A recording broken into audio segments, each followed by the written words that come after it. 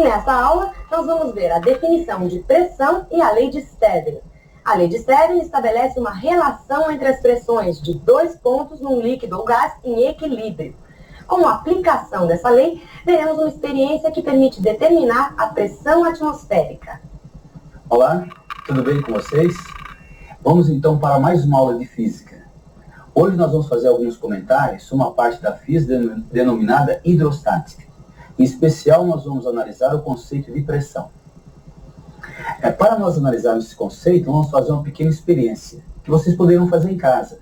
É uma experiência interessante. Façam para entender bem o fenômeno físico. É um recipiente aqui contendo farinha de trigo. Em casa, você pode fazer com farinha, pode fazer com areia também. A experiência é a seguinte. Nós vamos pegar aqui um tijolo, né? Você pode fazer isso em casa, e vou colocar esse tijolo aqui na areia. Observe como ele vai entrar na areia. Ele vai descer bem. Ele desceu bem aqui na areia ou nessa farinha. Vou pegar um outro tijolo, né? Mas de mesma massa, de mesmo peso que aquele. E vou colocar aqui na areia. Observe que ele não vai penetrar profundamente como no primeiro caso. É só um pouquinho que ele penetra na areia. Né? Então nós vamos analisar a situação. Então esse corpo aqui, ele possui o peso, que é a força com que a Terra atrai o corpo para baixo. Como o corpo está em equilíbrio, a força-peso é numericamente igual à força que ele aplica lá na área da farinha, lá embaixo. Numericamente igual ao peso. E essa força é perpendicular à superfície lá da farinha, lá de baixo. E essa força vai ser distribuída por toda essa área. Então nós diremos que esse corpo, que essa força, está aplicando uma pressão lá embaixo, exercendo uma pressão. E nós vamos determinar essa pressão, analisar justamente essa pressão. Então vamos para um visual que nós temos aqui. Então nesse visual nós temos indicado a força que o corpo, o tijolo, está aplicando nessa área, lá da farinha. E essa força vai ser distribuída por toda essa área. Então essa força exerce uma pressão. E essa força é perpendicular à área. Então, por definição, a pressão que essa força exerce é igual à intensidade daquela força dividida pela área. Intensidade da força dividida pela área. Então essa é a definição de pressão. Então com essa definição de pressão, eu vou calcular a pressão que aquele tijolo está exercendo sobre a farinha. Então voltem aqui, novamente. Então vamos calcular a pressão que esse tijolo exerce lá na farinha. Então vou calcular a força que ele está exercendo, calcular a área lá embaixo, que é esse comprimento vezes esse, né? A área do retângulo, aqui é 5 centímetros, aqui 12. Então esse comprimento vezes esse. Vai ser a força que exerce sobre esta área. Vamos voltar ao visual lá. Então aqui nós temos o tijolo, lá em cima, aqui apoiado na farinha. Eu vou determinar a força que ele está aplicando, que é uma força numericamente igual ao peso, porque está em equilíbrio. E o peso dele eu posso calcular para essa expressão, P igual a mg. A massa desse tijolo que fiz experiência é 4 kg. E o G igual a 10. Aqui vamos admitir 10. Fazendo M vezes G, vou achar o peso, que vai ser 40 newtons. Esse 40 newtons, então, é a força que esse tijolo está aplicando aqui nessa área. E vou calcular essa área. 12 centímetros, 5 centímetros. Então a área vai ser 12 vezes 5, 60 centímetros quadrados. Então eu tenho a área. Vou dividir a força, que é o 40 newtons, por 60. Vou achar a pressão aproximadamente 0,67 newtons por centímetro quadrado. Cada centímetro quadrado nós teremos uma força de 0,67 newtons. Agora vou calcular a força, a pressão, naquele outro caso, com o tijolo deitado daquela maneira. Então nesse caso, a área vai ser maior. Aqui nós teremos 12 e lá 24, que era a aresta maior. Então a área, no caso, vai ser 12 vezes 24, 288 centímetros quadrados. E o peso continua o mesmo. O peso aqui igual ao peso de lá. Então a força que o tijolo aplica na areia, ou na farinha no caso, é igual ao peso, à força que aplica lá, porque está em equilíbrio, né? Então o peso vai ser igual à força, portanto 40. E a área nesse caso agora é 288. Vou achar a nova pressão, que é 0,14 newtons por centímetro quadrado. Então cada centímetro quadrado teria uma força de 0,14. Naquele caso, cada centímetro quadrado teria uma força de 0,67, que é maior. Então a pressão nesse caso é maior que naquele. Porque nesse caso a força é distribuída por um número menor de pontos. Nesse caso, por um número maior de pontos. Então a pressão lá é maior que aqui. Vamos voltar aqui novamente ao tijolo. Então nós mostramos que a pressão aqui é maior que lá.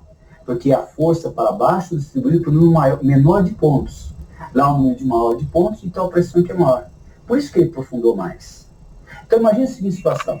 Eu tenho um pedaço de carne, eu vou cortar esse pedaço de carne com uma faca. E essa faca bem afiada. Então a área aqui embaixo bem pequenininha. Vou fazer uma força. A área é bem pequenininha, a pressão é razoável. Eu consigo penetrar na carne, cortar a carne. Mas se a faca não estiver bem afiada, estiver com uma área um pouco maior, para a mesma força, área maior, a pressão vai ser menor, dificultando a penetração da faca lá na carne, dificulta cortar a carne. Outro exemplo de pressão. Imagine um prego, com martelo, vou colocar esse prego numa madeira. A ponta do prego é bem fininha, né? Aquela pontinha bem fininha. Então a área é muito pequena. Para uma certa força que eu vou fazer, teria uma pressão razoável, facilitando a penetração do prego lá na madeira.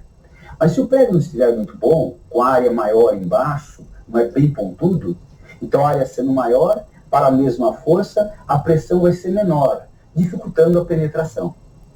Imagine uma outra situação. Uma pessoa em pé na neve. Então nós teremos o peso da pessoa, numericamente igual à força que ela vai fazer lá na neve. E a área lá embaixo é pequena. Então a pressão é enorme, facilitando a penetração da pessoa na neve. E se ela não quiser entrar lá na neve, então deve usar um sapato especial, aquele tipo de raquete, né? Um sapatão enorme. Então a área vai ser maior, a área sendo maior, o mesmo peso da pessoa, a mesma força, a pressão vai ser menor, dificultando a penetração. Imagine um engenheiro construindo uma casa.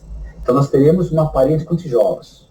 Então todo aquele peso vai ser distribuído por uma área lá embaixo, dando uma pressão razoável, e às vezes a parede pode até descer lá no fundo do terreno, né? Então o que os engenheiros fazem? Constroem um alicerce lá embaixo, uma sapata, com uma área maior. Então aquele peso da parede vai se distribuir para uma área maior, então a pressão vai ser menor, dificultando a penetração. Entenderam bem o conceito de pressão?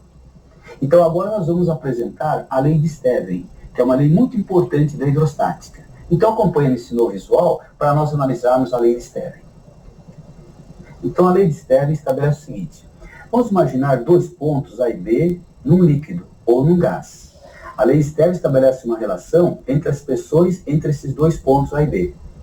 Ela diz o seguinte: a pressão no ponto B é igual à pressão no ponto A mais dGH, onde D é a densidade desse líquido ou gás e o H é esse desnível.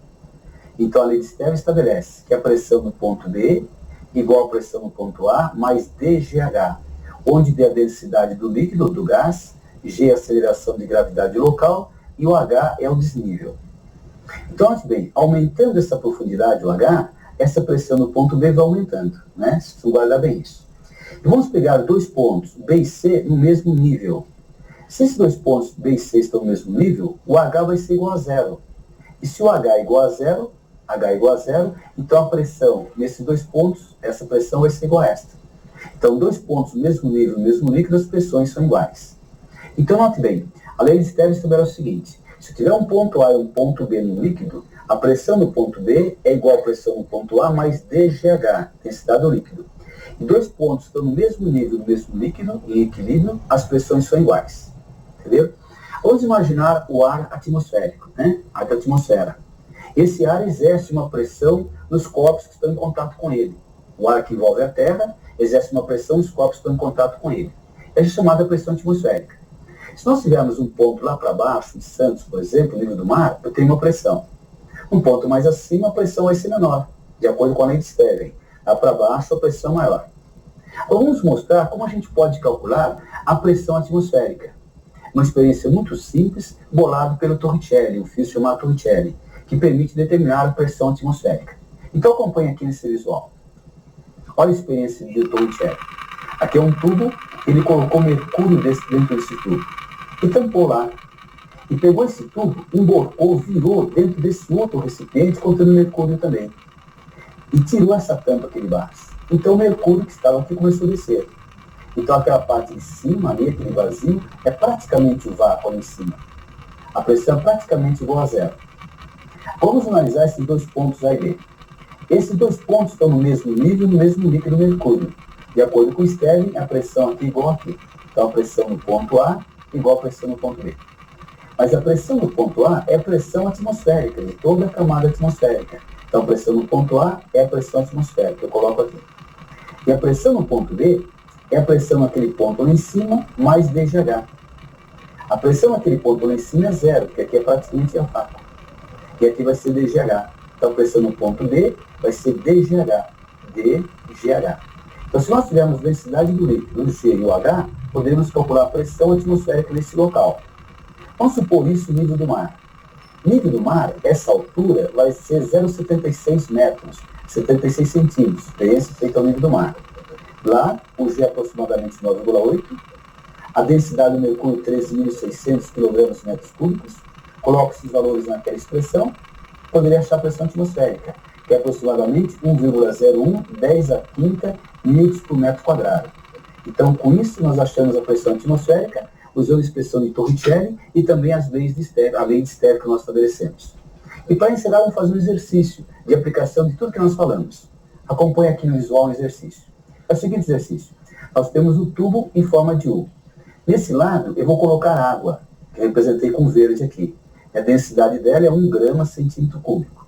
E do outro lado, eu coloquei óleo, com uma densidade que é a pergunta do problema. Essa alturinha aqui do óleo é 10 centímetros. Essa alturinha aqui da água, 8 centímetros.